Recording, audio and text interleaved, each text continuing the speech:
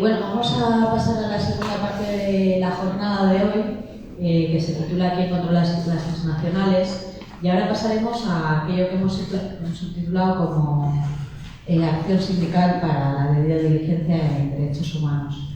La mesa que tenemos ahora queremos que sea una mesa de experiencias, por eso contamos con 3 personas que vienen del ámbito sindical y que tienen responsabilidades en la misma, sobre todo en aspecto internacional, y nos gustaría también que esta mesa sea un poco dinámica, aparte del tiempo que vosotros tendréis para exponer. Sí que desde el público y tanto por las vías que estamos haciendo el streaming hay alguna cuestión o alguna pregunta, pues que la podamos también hacer llegar, ¿no? Porque un poquito la idea es, de esta mesa, el objetivo es poner en valor la acción sindical desde el internacionalismo, ¿no?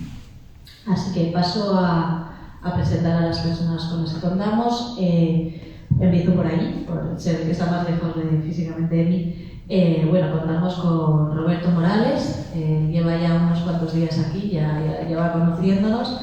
Roberto viene desde Chile, es contador público y contador auditor y cuenta con títulos de postítulo en políticas sociales y de posgrado en desarrollo organizacional y antropología social. También es doctor en procesos sociales y políticos latinoamericanos. Roberto trabaja en la fundación del Instituto de Estudios Laborales, que es una organización sin fines de lucro, nacida en el 2005 bajo el mandato de la Central Unitaria de Trabajadores de Chile. La Central Unitaria de Trabajadores de Chile es una multisindical chilena. Yo creo que también estaría interesante que nos compartieras un poquito brevemente el funcionamiento de la CUT, porque es diferente al que conocemos aquí, y creo que también conocer esos modelos nos ayudan un poco a ubicarnos en el contexto sindical del Cono Sur, ¿no? De América del Sur. Luego a su lado está Cristina Faciabén.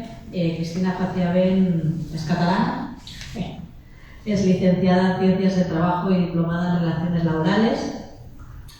Comenzó su trayectoria en comisiones en Cataluña en el 96, trabajando en una empresa de ingeniería industrial. Después pasó a ser responsable de Política Social y Seguridad Social en Comisiones Cataluña, y actualmente es secretaria confederal de Internacional, Cooperación y desde el año pasado también Migraciones. Representa a comisiones en diferentes espacios internacionales, entre los que están el Consejo General de la Confederación Sindical Internacional, el Comité de Dirección y Ejecutivo de la Confederación Europea de Sindicatos y el Consejo Regional Paneuropeo. También forma parte de organizaciones multilaterales como el Consejo Asesor Sindical de la OCDE, el L20, que es el grupo de trabajadores del G20, un espacio bastante interesante y controvertido, y también de la Organización Internacional del Trabajo, donde es y ha sido delegada de la población trabajadora de España en la Conferencia Internacional. A su lado está Rodrigo. Rodrigo nos acompaña desde Argentina. Rodrigo es director de la Secretaría Internacional de la Central de Trabajadores de Argentina. Es asesor político también del diputado nacional Hugo Yasky, y es secretario de Políticas Aéreas e Institucionales de la Asociación del Personal Aeronáutico. También es miembro de la Federación Internacional de Trabajadores del Transporte y representante de los trabajadores frente a la Organización Internacional de la Aviación Civil, que pertenece a Naciones Unidas. Y de formación es licenciado en Ciencias Políticas, que yo creo que esa visión, esa conjunción entre sindicalismo y política resulta bien interesante, y por eso también os invito a que empecemos hoy la primera ronda. Contaréis con un tiempito de 10 minutos. un poco para exponer en el caso de los compañeros de América Latina y bueno, un poquito más para que expongan también el contexto sociopolítico del país de referencia, y luego ya pasaríamos al turno de las preguntas y a explicar un poquito más la práctica sindical en el ámbito internacional. Sin más, doy la palabra a Roberto. Muy bien. Muchas gracias, Bea. Primero saludar y agradecer la invitación de Aficionados de la Fiscales y también de la Fundación Paz y Solidaridad, que me permiten estar compartiendo con ustedes. Gracias a todos los que están asistiendo y también a los que lo están transmitiendo, así que un saludo a todos los que están. Bueno, partir diciendo brevemente que después del año 78, me parece que la dictadura cívico-militar se modificó la estructura del trabajo sindical. Se modificaron muchas cosas, pero también se modificó la estructura del trabajo sindical, dejando limitado el trabajo sindical a la empresa, ¿no?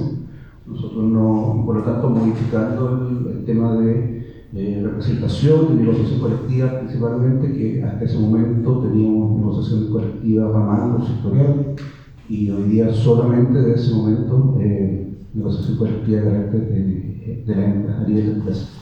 Eso hace, yo creo, la diferencia sustancial del modelo que ustedes tienen. En Chile hay tres niveles: el nivel de sindicato, cuatro niveles: el nivel de sindicato, federaciones, confederaciones y la central, sería como la confederal, más o menos, con un modelo un poco distinto.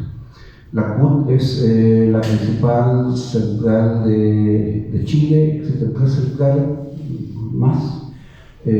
Según el criterio de la OIT, es la central más representativa, y la de los trabajadores y trabajadoras que están afiliados a una central a través de su sindicato, más bien de la federación o confederación, y algunos sindicatos nacionales representan aproximadamente el 90% de todos los sindicatos y trabajadores que están afiliados a una central. Eso es básicamente un poco la diferencia. Bueno, el tema de la negociación es un tema bien complejo para el caso nuestro. Contar un poco en qué estamos. Bueno, ustedes saben que estamos viviendo un proceso político y social bien expectante, muy esperanzador, y que se inició de manera muy brusca, pero también de manera muy esperanzadora el 18 de octubre del año 19, donde con movilizaciones sociales masivas en todo el país se generó esta revuelta social, que lo que pedía era cambios sustantivos, particularmente todo lo que tiene que ver con los derechos civiles, económicos y culturales, pero también contra el abuso de las empresas, que en el caso nuestro es un tema bien relevante: abusos en términos laborales, abusos en términos ambientales, abusos en términos de corrupción y entrega de aportes de las empresas al mundo político. Estábamos en un tema muy complejo. Eso tuvo muchas repercusiones, entre ellas el que con un acuerdo político no aceptado por todos de buena manera, se logró acordar el inicio de la redacción de una nueva constitución. Eso partió en julio del año pasado, termina en julio de este año, y lo que está haciendo esa constitución, que fue, primero se preguntó a la gente, a la ciudadanía, si quería una nueva constitución, en un plebiscito, se hicieron dos preguntas en verdad: si quería una nueva constitución y cuál era el mecanismo para redactar la nueva constitución. En la primera pregunta, que era si quería una nueva constitución, bueno, el plebiscito se ganó por un 80% de los que votaron, de los y las que votaron. La segunda pregunta era qué mecanismo, y se eligió el mecanismo que todo el mundo conocemos por Asamblea Constituyente, pero que en el caso de Chile, por un tema dogmático de la derecha, hubo que cambiar de nombre y se cambió la Asamblea por una convención constituyente, simplemente por un tema de ideología que funcione por la Asamblea. Está ya terminando su redacción inicial, viene un proceso de armonización, de definición de artículos transitorios y de preámbulo, y el 4 de julio debiera entregarse ya la propuesta para que la conozca la ciudadanía, y el 4 de septiembre viene la votación. Es un cambio de paradigma, básicamente, ¿no? Porque nosotros, del año 75, que se implementó el modelo neoliberal en Chile, de ahí para adelante, de una manera muy violenta y de una manera muy teórica también. Era la primera vez que se instalaba un modelo neoliberal a nivel de país, ¿cierto? Bueno, obviamente no había oposición, no había parlamento, no había elementos de contrapeso. Y impuso un modelo que no solamente es económico, sino que también tiene que ver con las relaciones sociales, tiene que ver con el tema cultural, tiene mucho impacto que a veces no se identifican porque uno se queda más bien con el tema económico, ¿no? Y hoy día lo que se está haciendo por estos 155 hombres y mujeres, que son bastante representativos, incluyendo 17 personas que representan los pueblos originarios con un escaño reservado, y siendo la primera asamblea constituyente que se definió como paritaria, igual cantidad de hombres y de mujeres participando. Lo que se está haciendo es tratar, yo creo, de modificar el modelo social que tenemos, básicamente eso. El primer elemento fundamental era cambiar nuestra concepción de Estado subsidiario, donde el tema de la empresa es relevante desde el punto de vista de la acción, no solamente económica, sino que también en algunos nichos sociales y de servicios básicos, y y el Estado está muy replegado, está muy ausente de los temas centrales, y definir un Estado social, democrático de derecho, que sería como lo que empezaríamos en términos de modelo de país. Bueno, eso ha cambiado también mucho, ha cambiado muchas otras cosas, el cargo. Lo invito a revisarlo, hay link que sale directamente todo lo que se ha hecho, y me parece muy interesante porque, claro, una constitución que se redacta siempre tiene que ver también con los momentos históricos que vive el país y el mundo también, ¿no? Y con la experiencia que han habido en otras constituciones. Entonces, claro, somos la última constitución que se está redactando y por lo tanto considera mucha experiencia de otros países, ¿no? Y a mí me parece que es un cambio sustantivo y que seguramente va a empezar el periodo de transición si podemos ganar el 4 de septiembre, y también va a ser muy interesante, el tema laboral, muy importante. ¿Qué ha hecho la CUT en esto? Bueno, obviamente la CUT participó en todos los movimientos anteriores que pedían una nueva constitución. Es un actor activo, social activo. Fue parte también de quienes salimos a la calle de las movilizaciones, y ahora ha sido parte importante en este proceso entregando insumos, ¿cierto? Entregando insumos y hacer un poco de incidencia para que se coloquen los temas. Lo primero que se hizo en términos formales fue constituir una comisión, un grupo de trabajo internacional para que redactara como las propuestas constitucionales del mundo del trabajo, ¿no? Vieron muchas personas, no me acuerdo todas las que estuvieron. No. Estuvo Adoración, estuvo Antonio Bach y Rubén Martínez Dalmau. Y esa grupo de trabajo lo encabezaba el ex director de la OIT, Juan Somaría. Fue un trabajo muy intenso, muy enriquecedor. Se entregó una propuesta bien definida, con altos niveles de análisis. Luego, la constituyente estableció un sistema que se llamaba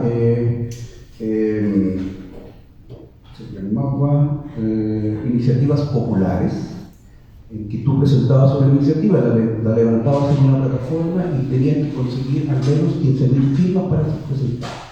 Esa iniciativa popular no iba directamente a la Constitución, sino que iba directamente a la comisión que trabajara esa temática, ¿no? Bueno, nosotros logramos juntar las más de 15.000 firmas. Fue a la comisión, se tomaron algunos elementos de ahí que están en el proceso de aprobación, y luego se hizo un trabajo convencional para que se incluyera una tercera línea de propuesta a través de la misma capacidad que tenían los convencionales de presentar alguna propuesta ya directamente. En este caso, presentaron propuestas de la... En eso está, hay cambios sustantivos en el mundo del trabajo, hoy día está en discusión todavía, pero en un momento se aprobó en la comisión que tiene que aprobarse por el pleno. Reconocer el concepto de trabajo decente, por ejemplo, y todo lo que significa eso, vamos a ver si sale, pero ya tenemos negociación formal, ya tenemos reconocimiento del trabajo como elemento central del desarrollo de la sociedad. Bueno, tenemos una serie de elementos, tenemos el cambio por lo menos la propuesta de cambiar el modelo de seguridad social, que para nosotros es muy relevante, y otros elementos que son efectivamente para resguardar los derechos fundamentales, que significaría un cambio sustantivo, ¿no? ¿Y qué es lo que empieza ahora? Bueno, obviamente una campaña de socialización, de dar información, para que la ciudadanía pueda saber qué se está construyendo y cuál es la propuesta y aprobar en el caso de esa propuesta. Digo esto porque hoy día, si ustedes se meten a las redes sociales, van a ver que en Chile hay una campaña desatada, con muchos recursos, que la semana pasada supimos que había partido, la asamblea partió el 4 de julio, y al 5 o 6 de julio la campaña ya estaba funcionando para rechazar la propuesta. O sea, sin ningún contenido, sin nada, ya estaba la campaña inicial para rechazar la propuesta. Está el mundo de la derecha, el mundo de la derecha económica, de la derecha más conservadora, pero también hay un grupo importante, no menor, de lo que nosotros llamamos que constituyen el partido del orden, ¿no? Alguien definió eso, ¿no? Como un grupo transversal que son conservadores desde el punto de vista de la sociedad, conservadores desde el punto de vista de las relaciones, y lo que quieren es que esto no cambie mucho. Cambia algo, pero no mucho. Y lo que está saliendo es un cambio radical en el buen sentido de la palabra, y que ellos tienen ese susto, que sea un cambio radical, y que quite los privilegios que tiene la élite en Chile, que ustedes saben que Chile es uno de los países más desiguales del mundo, mayor desigualdad del mundo, y claramente hay mucha élite en política, económica, y mucha gente con privilegios que claramente esta constitución le va a cambiar esos privilegios, digamos, le va a quitar esos privilegios, por lo menos en un proceso de transición. Eso.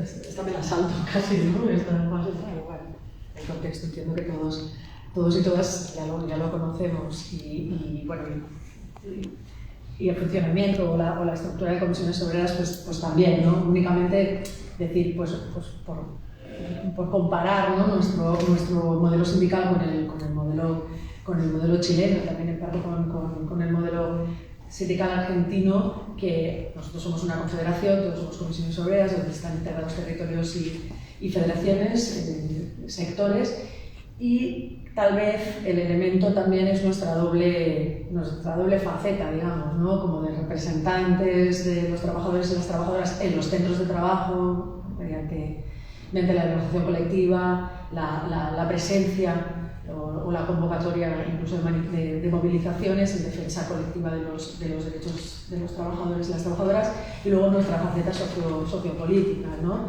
Como digamos, con unos elementos, unos sujetos reconocidos por la propia Constitución española, como sindicatos más representativos, con esa capacidad de participar en el diálogo social y además ser, digamos que, representantes de la ciudadanía en cuanto a derechos de ciudadanía, pues, servicios públicos, sanidad, educación, etc., ¿no? Entonces esa tal vez es nuestra principal diferencia.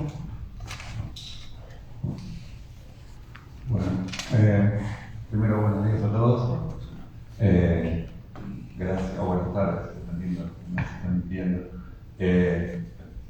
Agradecer básicamente por la invitación a los compañeros del País Vasco y a los compañeros de comisiones en general por darnos esta oportunidad de poder estar aquí presente y comentar un poco el trabajo que venimos realizando y tenemos planificado realizar. Bueno, para hacer una breve introducción y no perder mucho más tiempo, la historia del sindicalismo, particularmente de la CTA argentina, está muy ligada a la historia de Latinoamérica, como contaba Roberto previamente. En todos los países de Latinoamérica las dictaduras militares tenían que dar un quiebre para empezar a imponer un modelo económico que después se fueron profundizando en democracia, principalmente durante los 90. En los 90 es donde surge y nace nuestra CTA de los Trabajadores. En un principio se llamaba CTA de los Trabajadores Argentinos, pero después, viendo la cantidad de componentes de trabajadores migrantes y extranjeros que teníamos dentro de la fila del sindicalismo, lo cambiamos a través de una asamblea a Central de Trabajadores Argentinos, de la Argentina, perdón, para poder integrar básicamente a todo el grupo de trabajadores.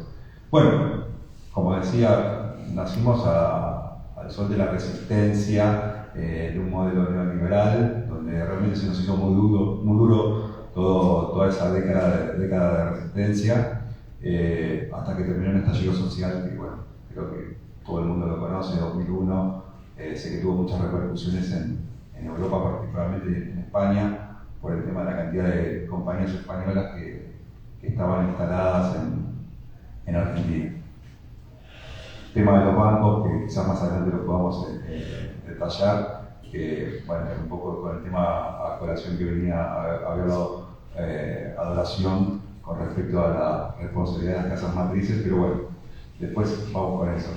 Luego del estallido social del 2001 y hubo un cambio de gobierno que realmente puso en valor el rol de los trabajadores, hubo un avance en muchos derechos sociales, hubo realmente una política de desarrollo no simplemente nacional sino regional, se empezó a valorizar mucho los lazos que teníamos con gobiernos cercanos. Estábamos en ese momento con el gobierno de Lula, de Hugo Chávez, de Evo Morales. Realmente hubo una sintonía en la región bastante importante que ayudó, como digo, a darle esa resistencia al neoliberalismo que seguía tratando de poner sus improntas, sus políticas en la región, ¿no? Hay un gran hecho simbólico que se llamó el No al ALCA en el 2005, donde se le pudo decir al presidente Bush en la cara que no íbamos a aceptarlo, y bueno, a partir de ahí la historia empezó a tomar más fuerza y más sentido. Pero como todo proceso, tiene sus altos y sus bajos. Lamentablemente, como también le pasó a otros países, como mencioné, hubo elecciones, como tienen que haber periódicamente en cada país, que estaban muy bien, y volvieron muchos gobiernos neoliberales, en el caso nuestro, en manos de un empresario que se llama Mauricio Macri, y volvió a restaurar la política neoliberal. Y este nuevo discurso, ¿no?, del emprendedurismo, de poco sentido que tiene la presencia estatal, la participación de las empresas privadas en los servicios públicos. Lógicamente su familia forjó toda su riqueza en pos de esos negocios del sector privado con el Estado.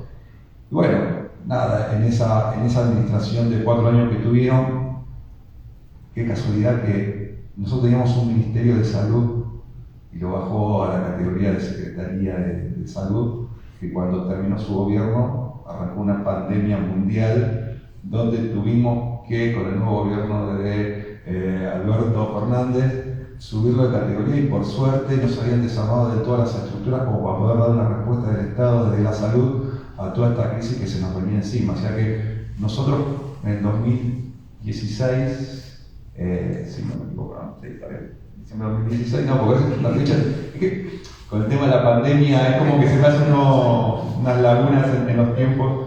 Sí, 2016 tuvimos que enfrentar una doble pandemia. 2019 arranca el nuevo gobierno de Alberto Fernández, y en marzo del 2020 se declara la pandemia. O sea, en ese momento, del principio del 2020, tuvimos que enfrentar una doble pandemia. La pandemia económica que nos había dejado el gobierno neoliberal de Mauricio Macri, y la pandemia que sufrimos todos de cómo el Estado tenía que salir a responder frente a esa necesidad, donde los trabajadores nos encontrábamos en la primera línea de batalla, ¿no? Vengo del sector del transporte, particularmente fue uno de los más golpeados. Fueron todos los sectores golpeados, pero el del transporte fue como el que más se sintió en el momento del corte, porque era una imagen que daba vuelta, ¿no? Los aeropuertos totalmente vacíos, los barcos eran el único medio de transporte, bueno, generó toda una crisis de logística y las fronteras cerradas. Bueno, ahí donde en todo este periodo el sindicalismo argentino empezó, particularmente desde la CTA, empezamos a dar una impronta que no lo veníamos dando, que era de pasar de ser un sindicalismo de representación simplemente de los trabajadores a tratar de transformarnos en un sindicalismo de representación política, de discusión. Dijimos que no simplemente de la resistencia o del lugar que nos toca como trabajadores y sindicatos de representar trabajadores, sino que debíamos pasar a la acción en el ámbito político. Y ahí, bueno, como dijo Bea, me toca hoy el rol de asesorar a Hugo Yasky, que además de ser diputado nacional es el secretario general de nuestra central de trabajadores, también es un símbolo de la lucha de resistencia de los 90. Tenemos todo como una impronta de que tenemos que llevar los temas de los trabajadores no simplemente a los ministerios de trabajo o a los ámbitos que naturalmente debemos estar, sino llevarlo a las discusiones parlamentarias a nivel nacional. Y ahí es donde me parece que entran un montón de estas cosas que estuvimos hablando previamente sobre el tema de la diligencia de vida. Son oportunidades. Yo no creo que sea un tema nuevo, pero me parece que es un tema que se vuelve a ayornar y nos da la oportunidad de volver a discutirlo, y me parece fundamental todas estas oportunidades de encuentro para poder compartir experiencias y visiones sobre cómo abordar estos temas, ¿no? Desde qué manera los trabajadores debemos pasar a la acción, ya no en una forma defensiva, esperando a ver qué hace la patronal o el modelo liberal para seguir respondiendo, sino ser nosotros de una manera más propositiva frente a esta situación o estas ventanas de oportunidades, como le gusta decir a los politólogos, pero cada vez me cuenta también, de tomar esta oportunidad para salir a la acción y con propuestas. Así que, bueno, nada, para ser un poco más dinámico voy a ceder la palabra, pero la verdad que eso, vuelvo a agradecer y muchísimas gracias por darnos la oportunidad. Vale.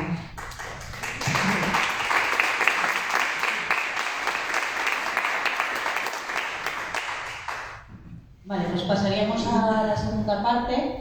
Y sí que ahí vamos a juntar las dos preguntas que teníamos previstas sobre la acción sindical internacional, pero os pediría que abordarais ya directamente el tema de la debida diligencia en el marco de esa acción sindical internacional. Y yo creo que sería interesante que empezaras tú, Cristina, ¿vale? Y seguir con Roberto y Rodrigo, que cierra. Muchas gracias. Bueno, antes he sido un poco mal educada sin agradecer desde jugar en casa. Quiero agradecer formalmente la posibilidad de estar hoy aquí, agradecer a las personas que estamos físicamente en la sala, pero también a todos los que nos están siguiendo a través de las redes. Me parece fundamental jornadas como esta, que creo que juntan unas cosas muy importantes en este momento, ¿no? Hablar de debida diligencia, de diligencia de vida, creo que es fundamental, es difícil, son conceptos nuevos, son conceptos arduos, pero hay que abordarlos. Y además hacerlo desde el punto de vista sindical. También es fundamental. Nosotros, los sindicatos, tenemos que hablar de estas cosas, posicionarnos, defender, reivindicar nuestra participación en algo tan importante y que nos incumbe tanto como es la responsabilidad de las empresas en cuanto a derechos humanos y medioambientales. Y además, y esto ya es fundamental, hacerlo desde una dimensión internacional. Y aquí voy a aprovechar la oportunidad de alguna manera presentar un poco públicamente y más formalmente. Ya lo hicimos, tuvimos una presentación virtual, pero aprovecho pues, que estamos aquí en persona, en vivo, para pues, presentar redes, que es la red sindical internacional de estudios que constituimos, que formamos 5 organizaciones sindicales de América Latina y de Europa. Por la parte de América Latina está la CUT de Chile, la CTA de los Trabajadores de Argentina y la CUT de Brasil, y por la parte europea estamos la CGIL de Italia y las Comisiones Obreras de España. Ha sido fantástico poder contar con la presencia de Roberto y de Rodrigo en representación de sus organizaciones. No ha sido posible que nos acompañaran los compañeras italianas y brasileñas, pero bueno, ya se dará otra oportunidad. Y aquí también decir que, aunque la red está conformada por las confederaciones o por las centrales sindicales, junto con nuestros centros de formación, de reflexión, en nuestro caso la Fundación 1 de Mayo, FIEL, CIFRA, estamos también muy contentos y muy orgullosos de que la Fundación Paz y Solidaridad de Euskadi también forme parte de la red. Tiene otra característica, otra estructura, pero es absolutamente bienvenida y con unas aportaciones importantísimas, como es esta posibilidad que tenemos hoy de estar aquí compartiendo este tiempo. El tema de la diligencia de vida es una cuestión también importante que tenemos el compromiso de tratar, de trabajar desde redes, ¿vale? Y esta, digamos, que sería el punto de partida, espero que para un trabajo muy productivo y que tenga pues es una proyección en el tiempo para ser capaces, pues redes no tiene otra voluntad que mejorar nuestras capacidades como sindicatos para llevar a cabo nuestra acción sindical, ¿no? Todo desde la colaboración, desde el trabajo compartido, y en este sentido seguro que esto nos posibilita también cada uno desde nuestros países y desde nuestras realidades, pues aportar al debate sobre la debida diligencia. Yo cuando os comentaba anteriormente esa doble faceta que tenemos en comisiones obreras a nivel de centro de trabajo y a nivel sociopolítico, creo que nuestra acción, nuestra motivación, nuestro objetivo puede resumirse, ¿no? Teniendo en cuenta estas dos facetas, como movilización y propuesta, ¿no? Serían nuestros ejes fundamentales de acción sindical. Y aquí, en esta conjunción, digamos, de nuestra actividad, de nuestra responsabilidad sindical, creo que es donde se ubica este accionar sindical para garantizar el respeto de los derechos humanos y medioambientales, ¿no? Porque bueno, creo que todos estaremos de acuerdo, pues, que la mejora de las condiciones de vida y de trabajo de la clase trabajadora, incluida, por supuesto, de las personas que están trabajando en todos los eslabones de la cadena de valor de las empresas, pero junto también con la solidaridad obrera. Esos son nuestros objetivos principales como movimientos sindicales, ¿no? Nosotros creo que somos una prueba evidente de que somos internacionalistas, pero además ejercemos, ¿no? ese internacionalismo, pues eso, mediante la solidaridad internacional, sindical, que vamos mostrando en diferentes ámbitos, pero que creo que esta propia red sindical es una muestra más. Esta jornada plantea una pregunta: ¿quién controla las transnacionales? ¿No? Me parece una pregunta. Quiero agradecer aquí, creo que la ideóloga de la cuestión ha sido Bea. Quiero agradecer que ha sido tan directa, ¿no? La pregunta, no andarnos ahí con rodeos. No, ¿quién las controla realmente? Y mi respuesta es que, además de ese imprescindible marco jurídico vinculante, ¿no? que también nos ha estado explicando antes Adoración, ¿no? Para las empresas, que además creo que es inevitable, o sea, debe ser así, debe incluir sanciones por los incumplimientos que tengan estas empresas, también están controladas o deben estar controladas por los sindicatos, tanto por los sindicatos donde radica la matriz, como por los sindicatos de los países donde se ubican las cadenas de valor. Y aquí está claro que la implicación sindical debe ser enorme, si no va a haber realmente una debida diligencia o una responsabilidad real de las empresas por el respeto a los derechos humanos y medioambientales. Y yo creo que aquí es importante que, para que podamos ejercer esas labores, esa participación activa en todos los procesos de debida diligencia, es importante que nos dotemos, los sindicalistas y las sindicalistas, nos dotemos de formación, es decir, necesitamos capacitación, Por otro lado, también necesitamos orientaciones para esa actuación sindical, ¿no? Y eso sería un poco, necesitamos reflexión, espacios como este, por ejemplo. Y además debemos ser capaces de incluir la debida diligencia como un elemento imprescindible en la negociación colectiva. Y eso es la propuesta. Con las limitaciones que, por ejemplo, desgraciadamente tiene el sindicalismo chileno en cuanto a la negociación colectiva, algo que obviamente no es gratuito, sino que eso fue algo que se estableció legalmente para facilitar los privilegios, los beneficios empresariales. Lo cierto es que, a pesar de esta limitación que esperemos se pueda solucionar y se acabe de una vez por todas, en Chile, o las que se puedan tener en Argentina o en España, yo creo que la negociación colectiva estaremos todos de acuerdo que es el core, ¿no? O sea, es la parte fundamental de nuestra actividad. La reforma laboral anterior en España fue a atacar directamente a la negociación colectiva, a debilitar esa negociación colectiva, a debilitar esa capacidad sindical para el establecimiento de mejoras a través de la negociación colectiva. Y ahora, justamente, una parte importante de lo que ha recuperado la nueva reforma laboral es esa capacidad. Por tanto, nuestra fuerza radica en la negociación colectiva, aparte de medidas de fuerza, medidas de movilización, la huelga, etc. Pero ese es un elemento fundamental. Y ahí debemos meter cláusulas de respeto o de debida diligencia, ya incluso en los casos de las empresas o de los sindicatos que tenemos empresas matriz. Aquí creo también que Adoración ha entrado en muchos detalles que yo no lo voy a hacer porque ni tengo tiempo ni es el espacio, pero realmente aquí, mediante la negociación colectiva, también se nos abren muchos espacios.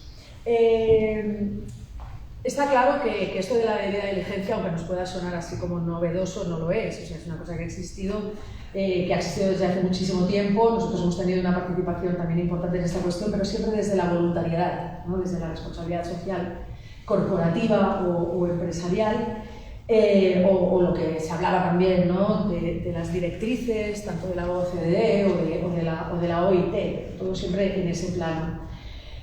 Y desde, por ejemplo, hablo en el caso de Comisiones Obreras, hace muchos años que estamos trabajando desde los espacios que tenemos de responsabilidad social en los AMIs, ¿no? en los acuerdos marco internacionales, negociando con las multinacionales, también formando parte de los puntos focales de la OCDE para el cumplimiento de estos principios rectores para empresas multinacionales, siempre también allí con unos resultados reguleros, ¿no? O sea, tampoco podemos estar muy orgullosos porque hemos tenido muy poca capacidad en estos espacios. También hemos estado continuamente denunciando vulneraciones de derechos humanos, ¿no? Muchas veces como empresas españolas con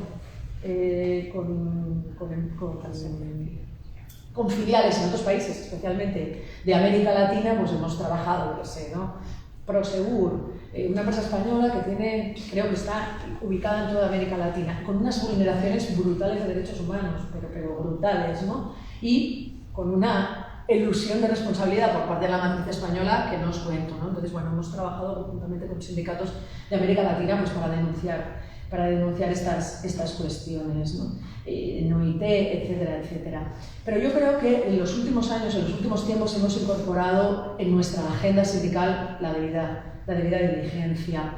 Pero ahora creo que es el momento, porque estamos en un momento bastante importante. Vamos a ver dónde va el Bindi Treaty, el tratado vinculante, vamos a ver cómo deriva, pero tenemos una directiva europea que no nos gusta mucho, pero la tenemos, y se está negociando una ley a nivel estatal, una ley a nivel español, con lo cual nos está posibilitando también poner encima de la mesa nuestras propuestas. Y aquí lo que lanzamos es esa idea de que tenemos que tener una presencia protagónica en la debida diligencia en general los sindicatos. Y aquí creo que, ahora voy a ponerme en plan secretaria internacional, yo creo que aquí es fundamental esta visión, esta acción sindical internacional, porque si no, a nivel local, a nivel nacional, no tenemos nada que hacer los sindicatos. Ya podemos pedir lo que nos dé la gana, pero si no tenemos una estrategia internacional, sindical. Vamos a quedarnos en buenas palabras y a lo mejor en debates muy interesantes con las empresas, con las direcciones de las empresas que son matriz aquí, y ahí se va a quedar todo. Aquí tenemos que tener, yo creo, una estrategia clara y muy bien definida y además compartida por todos, elaborados un poco conjuntamente. Aquí tendría que jugar un rol muy importante la Confederación Sindical Internacional, obviamente. Vamos a ver si lo juega, vamos a tener un congreso en noviembre, vamos a ver la nueva... Yo de esta dirección ya no espero nada porque tampoco va a tener tiempo, y además ha demostrado, ha tenido muchos años para hacerlo y no lo ha hecho, pero sí que una nueva dirección de la CSI, espero que esto sea un elemento fundamental en su programa de acción y sea posible esta definición de la estrategia, porque yo también creo que estaremos todos de acuerdo que el neoliberalismo se caracteriza por tener una estrategia única, común en todo el mundo, que no difiere prácticamente nada entre países. En cambio, pues eso, lo de la izquierda y lo del sindicalismo con una estrategia única, pues nos queda bastante, yo creo que a todos y a todas que recorrer, ¿no? Pero en ese sentido creo que sí que es importante. Pues eso, para ser una contraparte, un contrapoder. Hay muchos elementos, voy a ir rápido, que no quiero ocupar demasiado tiempo, pero creo que los sindicatos de los países y de las regiones donde se están ubicando, donde se ubican las empresas transnacionales, debemos coordinar esas acciones con los sindicatos de los países donde están estas cadenas de valor, estos centros de producción deslocalizados, ¿no? Que además coincide generalmente en los espacios donde se genera o existe un mayor nivel de precariedad, de explotación laboral, incluso trabajo infantil, esclavitud moderna y una falta absoluta de medidas de prevención de riesgos. O sea, no son entornos en absoluto seguros. Pero además, en muchas ocasiones en estos países también la protesta y el propio sindicalismo pues está perseguido, prohibido, castigado, y los y las sindicalistas junto a otros activistas sociales son amenazados, son asesinados por hacer su trabajo. Está aquí Carlos, ¿no? que puede explicarnos perfectamente ejemplos. Y en ese sentido, los y las sindicalistas deben estar protegidos para poder llevar a cabo sus funciones también en materia de debida diligencia. Por tanto, hay que reforzar el sindicalismo allí donde no puede desarrollarse con normalidad. Esto es vital para realmente tener capacidad de acción en general, sindical en general, pero en cuestiones de debida diligencia en particular. Y aquí, por ejemplo, como decía, ¿no? Las confederaciones sindicales internacionales, pero también las federaciones sectoriales globales deben ser capaces de establecer marcos globales, marcos mundiales de procesos de debida diligencia. ¿Qué es lo que pretendemos sindicalmente desde comisiones obreras, ¿no? En referencia a la debida diligencia?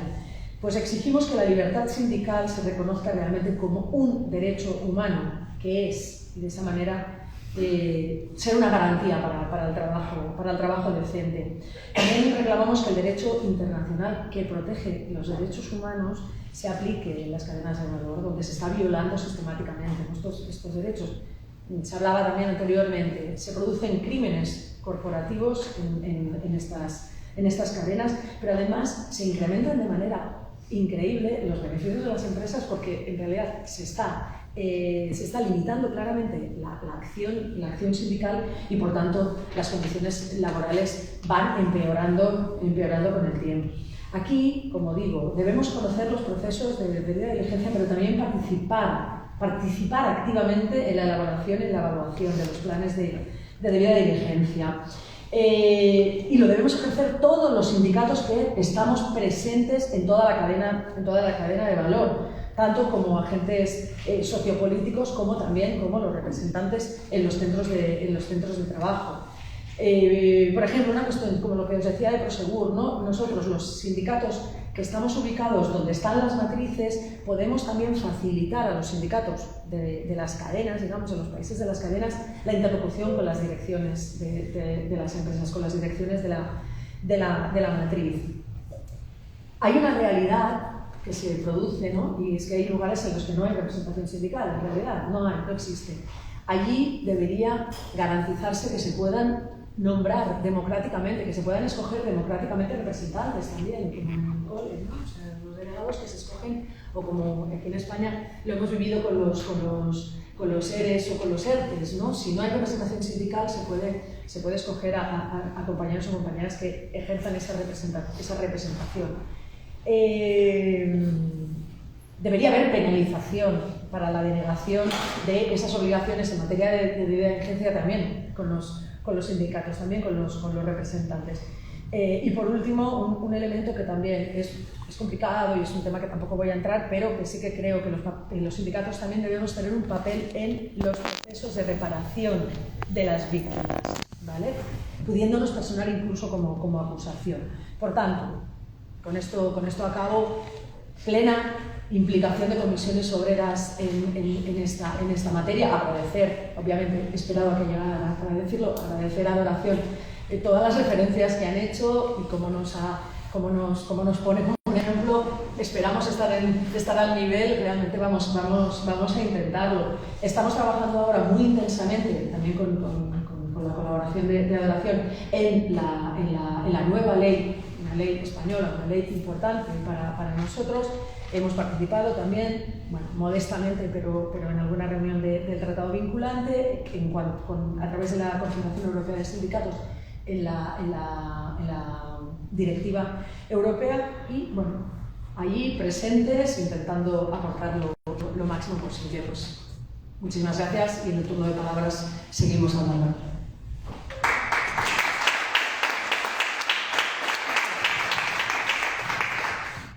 Bueno, yo medio minuto para un excusado de olvido en el relato de la primera vuelta. Nosotros llegamos a poder estar redactando una nueva constitución por la propuesta social, como les contaba, pero entre el 18 de octubre del año 19 y finales de enero del año 20, se produjeron las mayores violaciones generalizadas de derechos humanos por dictadura. Murieron directamente más de 20 personas y 450 personas sufrieron un daño ocular, perdiendo la vista de sus dos ojos, de un ojo u otro. Además de abuso de carácter sexual para jóvenes, para mujeres. Según 5 informes internacionales, Chile vivió la peor crisis de derechos humanos de hace mucho tiempo. Solamente quería excusarme de no haberlo dicho, porque yo creo que lo que estamos haciendo ahora tiene que ver con que muchas personas dieron su vida y muchas personas sufrieron de manera brutal la represión de las policías y los militares chilenos. Cuando nos pasó esto, nos dimos cuenta que 30 años de democracia no habían sido suficientes para olvidarnos de la brutal respuesta que hacen los gobiernos a través de sus agentes estatales contra el pueblo cuando efectivamente ese pueblo se levanta. Así que mi excusa es que mi homenaje a quienes perdió la vida y quienes sufrieron consecuencias muy graves en su futuro, en su presente. Eso. Dicho eso, quisiera meterme en el tema. Yo tengo la sensación que aquí estamos en un momento muy interesante, porque recordamos con Rodrigo en esta conversación anterior, ¿cierto? Hace algunos años, yo creo hace unos 15 años de haber sido, hubo un movimiento muy interesante en que yo creo que muchas organizaciones sindicales españolas, seguramente ustedes estaban presentes, yo me acuerdo, y organizaciones sindicales de la América. Y se instalaron lo que eran los observatorios laborales. Muchos observatorios laborales en casi todos los países americanos. Y básicamente lo que hacían los observatorios laborales era mirar los abusos que cometían las empresas transnacionales en nuestro territorio. Hicimos una red también de trabajo entre sindicatos de otros países en América. Bueno, se hizo un trabajo que duró unos 5 o 6 años, yo creo. En que se tomaban, como bien se tomaban más o menos las mismas cosas que estamos trabajando hoy día. Quizá hoy día hay abusos mayores, hay nueva tecnología, etc. Pero ¿cuál era la diferencia? Ahí quería poner el punto. ¿Cuál era la diferencia? Que hasta ese momento nosotros hablábamos de abusos laborales. Ese era el concepto. Medioambientales a veces, pero vamos a poner laborales y medioambientales para ser más generosos. Hablábamos entonces de que había vulneraciones a las leyes nacionales y a los tratados de la OIT en términos laborales. Ese era el concepto. Y hoy día estamos hablando de la misma realidad, mucho más, digamos, compleja, pero más o menos la misma realidad: abuso de las corporaciones, abuso de los transnacionales. Bueno, después aparecieron las multilatinas, ¿no? Que a lo mejor en ese tiempo no habían tantas. Hoy día hablamos de lo mismo, pero ya no de abusos desde el punto de vista laboral o social, sino que estamos hablando de abusos de derechos humanos. Yo creo que ese es el elemento que cambia absolutamente la conversación. Es decir, cuando se introduce el enfoque de derecho humano en el análisis, entendimiento y el accionar frente al comportamiento de la empresa, cambiamos la conversación. Y eso me parece que es absolutamente central para poder entender todo lo que estamos conversando. Y lo segundo es que hemos ido, o estamos todavía entre dos conceptos que son extremos, pero que de alguna manera sirven para hacer el análisis, es desde la voluntariedad hacia la obligatoriedad. Eso también es un segundo análisis que es muy importante. Estamos pasando desde los acuerdos, ¿cierto?, de ética empresarial, bueno, un montón de cosas, hasta decir, oye, esto ya no sirve, dejarlo como voluntario, hay que poner elementos que efectivamente hagan obligatorio. Eso me parece que también es un segundo elemento que es muy fundamental para poder entender. ¿Por qué?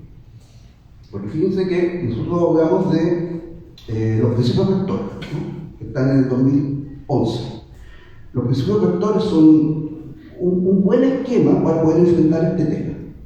Entre medio aparece el tema de vía de diligencia, que no era muy visible al principio, pero que después se hizo visible por esta razón. Los principios rectores, aunque uno lo olvida, son la segunda versión o el segundo intento que hace Naciones Unidas para poder enfrentar esto de manera formal con instrumentos. Hay un primer instrumento que es del mismo equipo o del mismo conductor que hizo esto, que John Truitt, que está en el 2003 y que se llama Normas sobre la responsabilidad de las empresas comerciales y otras en las esferas de los derechos humanos. Este instrumento es muy interesante analizar, porque ese instrumento, siendo también, no sé tu convenio, tenía la pretensión de poner elementos de obligatoriedad en la empresa. Y era bastante más amplio de lo que es el principio.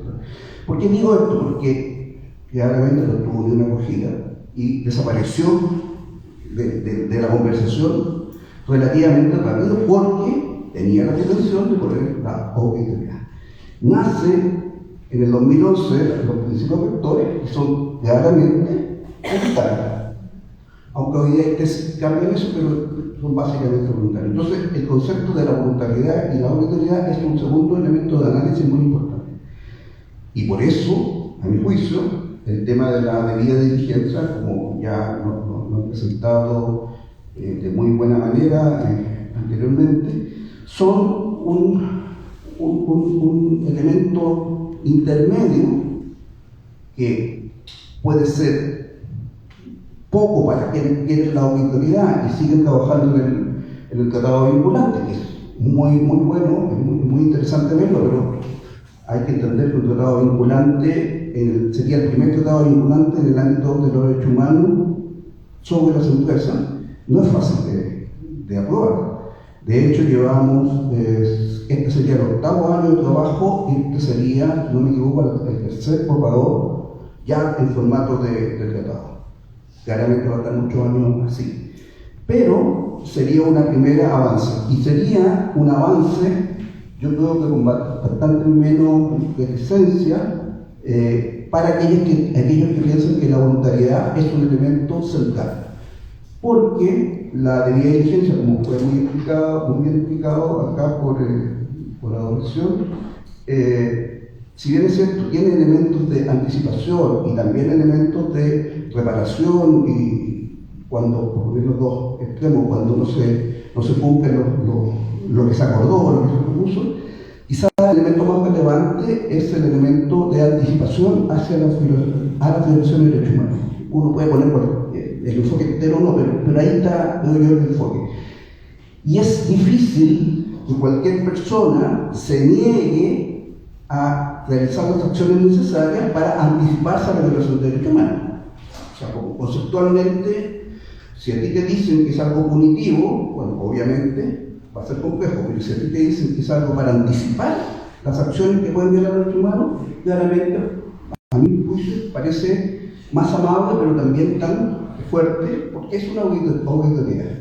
O sea, yo creo que hay un elemento que es muy importante de considerar también en términos de un instrumento. Yo creo que en el fondo lo que andamos buscando es un instrumento para cambiar la realidad.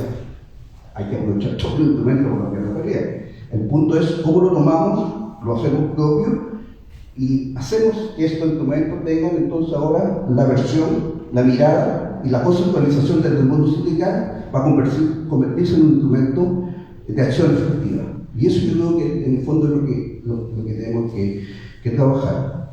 Y un elemento también que yo creo que se nos pasa y que a mí me parece también relevante y que cambiar la conversación es que hace 20 años nosotros identificábamos claramente al ente que era el responsable de promover y respetar los derechos humanos, que era el Estado, y que sigue siendo Uruguay. Pero aparecen los denominados actores no estatales, que son entonces otros entes que no teniendo la misma lógica de constitución y tampoco todos los elementos, sí son actores no estatales en el ámbito de los derechos humanos, ¿no? Y aparecen los primeros que uno escucha son los grupos paramilitares o paraestatales también, que en algunos países se constituían en una versión pequeñita de la lógica de construcción de un Estado, ¿no? Que normalmente tenían territorios que administraban, tenían recursos y tenían cierta normativa para que funcionara. Entonces era como un Estado chico, por decirlo, ¿no? Y estos fueron los primeros que aparecen como actores no estatales. O sea, ya hay un segundo actor, que si bien es cierto, no es en el mismo nivel, se parece entonces al Estado y tiene que proteger y tiene que respetar los derechos. Pero aparecen también las empresas. En algún momento de la historia aparecen las empresas como agentes no estatales. Y hoy día, y después del 2011, cuando ya aparecen los principios rectores, el concepto de agentes no estatales de las empresas empieza a tomar forma, empieza a ser más protegido. Y hoy día, efectivamente, cualquier grupo empresarial que tú les dices que son agentes no estatales en el ámbito de derechos humanos, no es una sorpresa. Pero ellos, por ser agentes no estatales, son entes que están obligados a respetar los derechos humanos y ya no son cualquier ente. Es un ente que el derecho internacional de los derechos humanos estableció por alguna parte este punto. Y a mí me parece que ese también es un punto muy relevante. Y por lo tanto tenemos agentes no estatales, tenemos el enfoque de derechos humanos del análisis del mundo empresarial, tenemos mayor obligatoriedad, pero manteniendo algún elemento de voluntariedad en una primera etapa, y tenemos un tema que hoy día se conversa no como agente, no como violación de normas sociales, laborales, sino que como una violación de derechos humanos. Eso, a mi juicio, cambia toda la conversación, cambia la discusión y nuevamente pone en el centro del trabajo de distintos actores sociales, pero particularmente los sindicales, que es lo que nos interesa en este momento, un nuevo instrumento que puede ser muy eficaz para poder enfrentar estas problemáticas que ya vienen hace mucho tiempo. Y aquí yo creo que hay un elemento que es también muy importante. Estos son temas nuevos, no son tan nuevos, pero se están socializando hace mucho tiempo. Los principios rectores llevan 10 años, pero hace no más de 5 empiezan a ser conversados masivamente. Por lo tanto, los actores sindicales del norte y los actores sindicales del sur estamos relativamente en el mismo nivel de desarrollo en esta temática. Pero tenemos distintas experiencias. En el ámbito de los derechos humanos, en el sur, hemos sufrido, hemos trabajado, hemos protegido los derechos humanos en términos general y tenemos una masa pensante que es bien interesante en el ámbito de los derechos humanos en general y que está enfocándose ahora también al mundo de la empresa, bueno, por la exploración del mundo sindical. Y ustedes están trabajando también, no hace mucho, todavía estamos, como se decía hoy día, todavía estamos tratando de comprender bien los alcances de esto. Entonces yo creo que hoy día es mucho más posible trabajar los sindicatos del norte y los sindicatos del sur de una manera mucho más horizontal. Tenemos mucha más capacidad en términos de traspasar experiencia, traspasar conocimiento, que en otros temas que es donde claramente nosotros vamos bastante acá, ¿no? Por los modelos políticos y sociales que tenemos en nuestro país. Entonces también yo creo que ese es un elemento muy importante porque nos pone en un momento en que podemos trabajar en una lógica de partner, ¿cierto? Mucho más paralelamente, mucho más del mismo horizontalmente.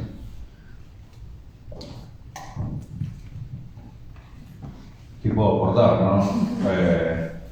Bueno, para no repetir y las cosas que ya dijeron Roberto y Cristina, me parece que me voy a centrar, ser lo más breve posible, en las diferencias que tenemos desde el norte y el sur, ¿no? En el marco de que ustedes se encuentran en la Unión Europea, ya ahí marca un marco de discusión diferente al que podemos tener nosotros en la región del sur, que tenemos el Mercosur, pero no funciona, básicamente, para no perder mucho más tiempo. Nos queda simplemente dar discusiones a nivel nacional. Bueno, me parece que como tarea de los sindicatos es plantear en la agenda nacional estos temas. Como dijimos anteriormente, son ventanas de oportunidad para poder avanzar sobre derechos. Eso por un lado, pensándolo de forma práctica. Y después también, más allá de lo nacional y lo regional, me gustaría darle acá destacar el rol que pueden llegar a cumplir los sindicatos globales en esto, ¿no? Para ir a un caso concreto y siendo autorreferencial, nosotros en el transporte aéreo, como dijimos anteriormente, tenemos participación de alguna forma en lo que es la OASI, que es la Organización de Aviación Civil a nivel global. Lógicamente ahí se discuten simplemente las cuestiones que plantean los estados. Nosotros, después de muchos años de trabajo, donde los compañeros de comisiones obreras del sector aéreo también participan, hemos podido empezar a generar propuestas hacia adentro, hasta llegar al punto de involucrar a la OIT dentro de ese espacio de discusión que es la OASI, porque se discuten simplemente cuestiones técnicas y ellos cuando nosotros queríamos plantear alguna cuestión viniendo de los sindicatos nos decían no, esa es una cuestión laboral, acá no se discuten cuestiones laborales, se tienen que discutir a la OIT. Bueno, trajimos a la OIT a partir de un acuerdo que se firmó entre OIT y OASI para discutir cuestiones sociales que tienen que ver con seguridad y condiciones laborales dentro de ese espacio de trabajo. Bueno, me parece que esto, lo de debida diligencia, entra de algún modo, porque también las compañías aéreas son multinacionales, donde en muchos casos no se visibilizan como a lo mejor un incendio en una fábrica, pero cuando un avión no está bien atendido, se cae y produce muertes, donde no simplemente mueren pasajeros, sino que mueren trabajadores. Cuando se buscan las causas siempre terminan siendo humanas. Las fallas técnicas prácticamente no existen ya a esta altura de la historia en ciertos sectores. Bueno, esas fallas humanas ocurren porque en la cadena de producción, para que ese avión esté volando y esté generando una riqueza, parte de la precarización laboral. Así que nosotros estamos tratando de encontrarle la vuelta, de poder plantear en esas discusiones, ya que a las compañías aéreas ahora se le dio el berretín, o también están obligadas de alguna manera, de esto de empezar a firmar acuerdos sobre el mundo verde, ¿no? La menor contaminación. Bueno, dentro de lo que es la vida de diligencia también entran las cuestiones medioambientales. Bueno, tratar de buscarle la vuelta, nosotros tenemos que ser esa masa crítica pensante para poder llevar esas discusiones en esos lugares donde creemos que a nivel global se puede llegar a discutir, pero también empezar a generar esa política interna o esas discusiones nacionales para empezar a poner en discusión en nuestros poderes legislativos o judiciales para darle los marcos legales correspondientes. Me parece que estos encuentros sirven para eso, para pensar estrategias de cómo encarar en los diferentes niveles que nos toca jugar a nosotros como representantes de los trabajadores. Bueno, pues muchas gracias por también la descripción. Yo creo que habéis encajado cada una en vuestra nuestras organizaciones de referencia el papel, ¿no?, de ese accionar sindical y la importancia de generar espacios de encuentro para poder hacer ese seguimiento, ¿no?, de las cadenas de valor que comentaba Doración en la intervención de la mañana. Sería un poco el turno de palabras, no tenemos mucho tiempo, pero sí que si hay preguntas o cuestiones que sean concretas, sí que me gustaría dar la oportunidad de si alguien quiere intervenir de forma muy breve. Eso sí que pediría. No sé si hay alguien que...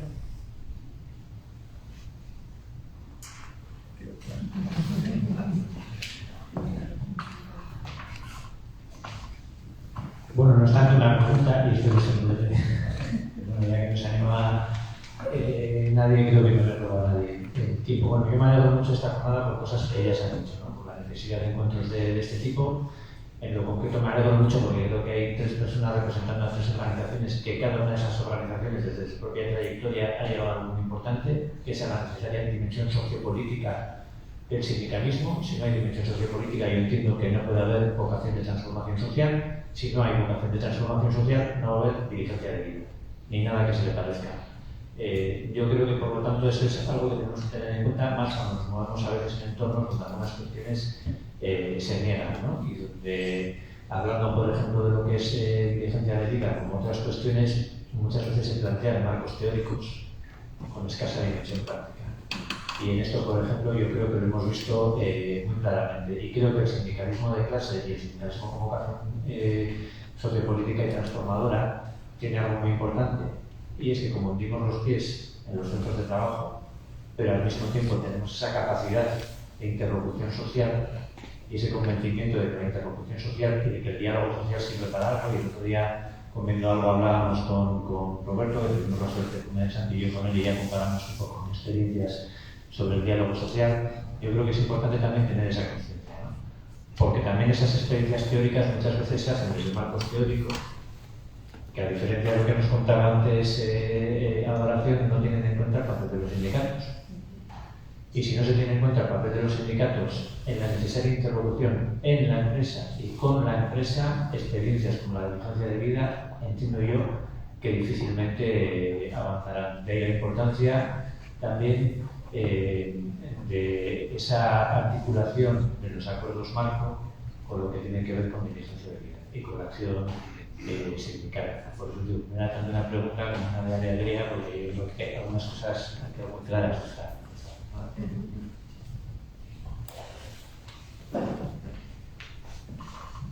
Bueno, pues yo creo que Óscar justo ha dado un resumen bastante claro y explícito de lo que hemos hablado aquí, ¿no?, y de lo que vamos a seguir hablando y abordando estos días. Yo agradeceros a cada una de vosotras la participación, agradeceros también el tiempo, y no solamente de esta actividad, sino de todas las actividades encadenadas que ya sabemos que tienen su intensidad y bueno, y yo creo que si son un punto de partida, pues desde Paz y Solidaridad Euskadi pues nos ponemos muy contentas con ello, porque justamente eso queremos, ¿no?, de fortalecer redes internacionales con organizaciones y en las que creemos que los sindicatos, no solamente de aquí sino de allá, y otras organizaciones en defensa de los derechos humanos y ambientales, pues son clave, ¿no?, para ello. Y en tanto sea así, pues nosotros estaremos acompañando e impulsando esos procesos, ¿no? Así que es que ricasco, muchas gracias, muchas gracias. Y daría pie a Sonia para que pudiera hacer el cierre de la jornada.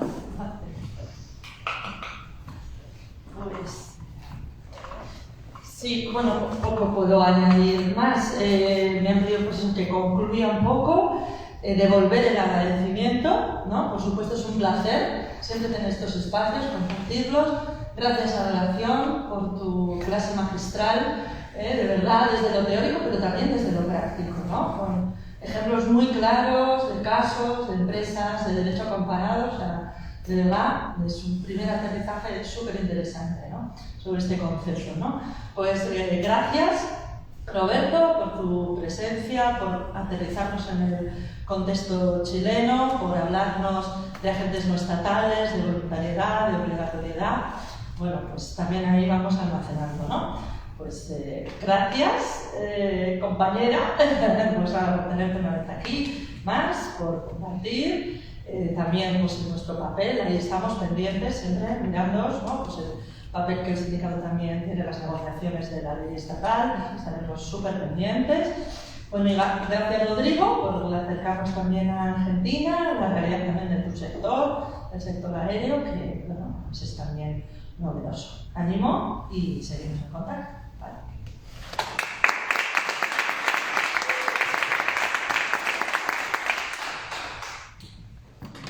Bueno, yo sí que antes del cierre sí que me gustaría también agradecer a Arcaich y al sindicato en Guipúzcoa por abrirnos la puerta y por también acoger esta jornada y venir de la mano. En estos días, aparte del Parlamento Vasco, hemos estado también visitando las Juntas Generales de Guipúzcoa y ayer en Arrasate, y lo que hemos podido comprobar es que esta es una temática que aquí en Guipúzcoa puede tener especial relevancia, por ser casa matriz no solamente de empresas, sino de cooperativas que ahora mismo pues tienen esa extensión internacional y que al final actúan como transnacionales, ¿no? Entonces, pues bueno, agradecer al sindicato de aquí y ahí seguimos, ¿no? Conjuntamente trabajando.